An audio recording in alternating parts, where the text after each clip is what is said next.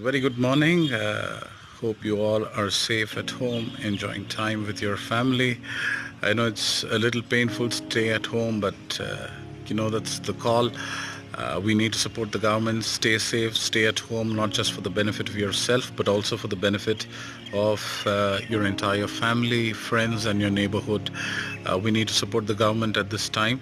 And like anyone else, I am super disappointed that I'm not able to go to church on a Good Friday morning to listen to the sermons, the way of the cross, the 7 words from the cross, and meditate through it. But apparently, that's the call of God. We need to abide by that.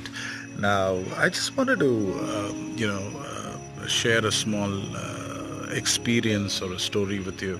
Like anyone else, if I had been to church this morning, I would be listening to the 7 words of the cross and a story that is packed with so much of pain, agony, suffering, disappointment, death, and the extremely painful crucifixion of Jesus Christ.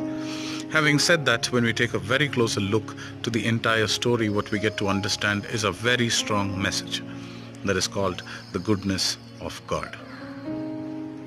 Now, I've wanted to share this very small story about a little boy who was mentally challenged and differently abled person walking on the roads with his father, and apparently he sees a group of boys playing cricket on the ground, and he asks his father if he could get a chance to play with these boys. The father was very unsure because he knew that the boys playing there wouldn't want to encourage or put a person of this stature to be in their teams to play the match.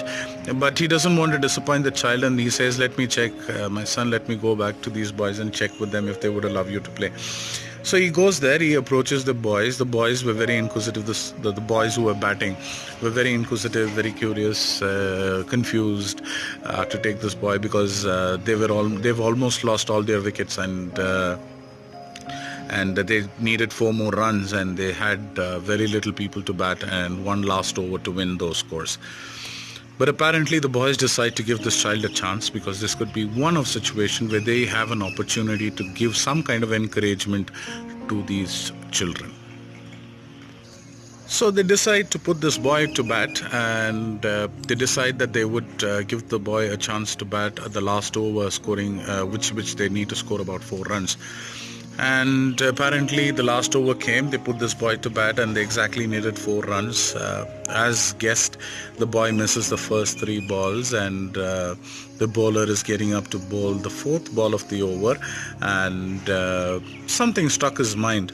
He said, the boys who are batting have given a chance for a child like this to give some kind of an encouragement, and it's my duty to give him a chance as well. So he wants to bowl the next 3 balls very slowly, that the boy could bat and score those runs. Like this bowler, the entire fielders on the field also struck their mind that they need to give some kind of an encouragement. And likewise, on the 4th ball, this child, to the surprise, hits the ball really hard on the bat, and the ball starts rolling towards one of the fielders who could have easily caught that ball and stopped it from going any further, but he purposely lets the ball pass through him to the boundary, and the child scores the 4 runs for the team on the batting side to win. The batting side was very happy. They go hug the child and they say, it's because of you we won the match. And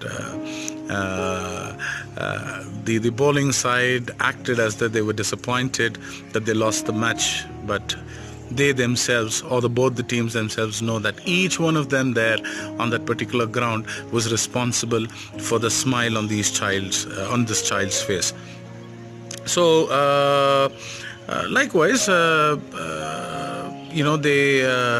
finished the match. They gave a very big hug to this boy, encouraged him. The boy on the way back home asks his father, Daddy, do you know what made us win the match, or what made me win the match? The father knew that it was the boys who helped him win the match, but he said it's your determination, it's your focus that made you win the match. The boy smiled and said, do you really think so, Dad? I think the boys from both the teams were really responsible for me to win the match. Father said, yes, you got it right. When you grow up, you need to also help people who really needs it. You should need to show the love to people who really are longing for that love. Now, coming back to Good Friday. What is the message, the goodness of God? Jesus decided to give his life by himself. Nobody took it from him.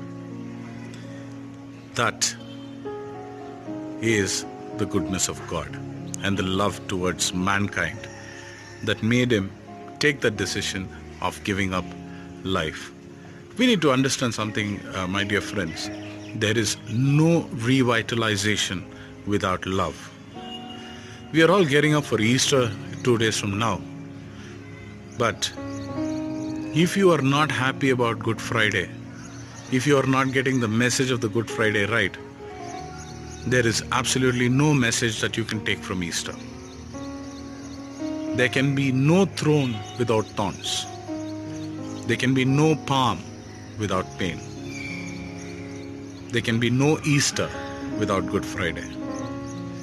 The love of God, the love of mankind, the goodness of God is the true message of Good Friday. May you all have a blessed, blessed, blessed Good Friday and a very happy Easter. We continue to pray from our homes for us to get off this situation very soon, start a normal life. Let's pray for the entire world to come out of this trauma, this pain, this agony that it is going through. This too shall pass. Nothing is impossible with God.